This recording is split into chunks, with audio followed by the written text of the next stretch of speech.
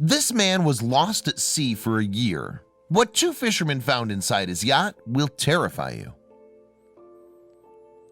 Drifting out at sea with a broken sail, the yacht painted a desolate picture.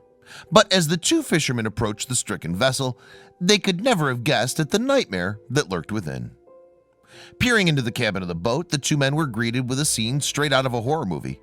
They'd finally discovered the incredible fate of a German sailor lost at sea. 59-year-old Manfred Fritz Bajorat loved adventure. Born in the Ruhr region of Germany, he hated the cold winters of his native country. So instead, he traveled the world aboard his 40-foot yacht, Sayo, in search of warmer weather. Over the course of 20 years, he traveled more than 500,000 nautical miles. He conquered the Atlantic, Indian, and Pacific Oceans, explored the waters of the Caribbean, and sailed around the Mediterranean and the Aegean Sea. Many of his journeys were done in the company of his wife, Claudia, but when they separated in 2008, he set off for his own adventure, one from which he would never return. At first, Bajorat kept his Facebook page regularly updated with his adventures, but in 2015, the updates abruptly stopped. Indeed, the last thing he did was contact a friend on Facebook to wish him a happy birthday. After that, nothing more was heard from the German adventurer. Then on February 27, 2016, two Filipino fishermen discovered Sayo drifting 40 miles out to sea off Surigao del Sur in the Philippines. Looking inside the yacht, they came across a truly horrific scene. Unnerved by what they'd seen, the two men towed Sayo back to the shore. There, local authorities began to pick apart the grisly discovery. They found Bajorat slumped at the desk in his cabin, almost as if he were asleep. But the sailor had been dead for a long time, and they were staring at his mummified remains. Documents found on board the vessel allowed authorities to identify the body as Bajorat, but exactly how he died and just how long his grisly corpse had been sitting there remains a mystery. Inside the cabin, it was total chaos. Clothing, books, and tins of food were scattered everywhere. Near the body, they found several albums filled with photos of Bajorat and his family. In one, he shares a picnic with his wife and daughter.